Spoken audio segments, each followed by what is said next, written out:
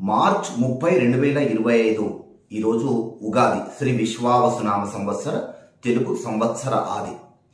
ఈ రోజు నుంచి శని రాహువుల కలయిక వలన పిశాచ యోగము అనేటువంటి ఒక యోగము ఏర్పడుతుంది. మార్చి 29వ తేదీ రాత్రి 10 గంటల తర్వాత శనైశ్చర గ్రహము కుంభరాశి నుంచి మీనరాశిలోకి ప్రవేశిస్తున్నాడు. అప్పటికే మీనరాశిలో రాహు ఉన్నాడు. రాహువుతో శని కలిసి ప్రయాణం చేస్తూ ఉంటాడు. ఈ సమయాన్ని పిశాచ యోగము అని జ్యోతిష్య పరిభాషలో చెప్తారనమాట. అయితే దీని వలన కొన్ని రాశుల వారికి ఇబ్బందికరమైనటువంటి పరిస్థితులు ఏర్పడే అవకాశాలు ఉంటాయి.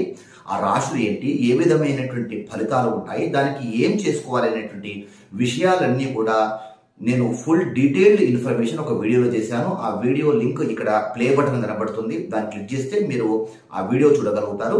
వీడియో లింక్ కామెంట్స్లో మొదటి కామెంట్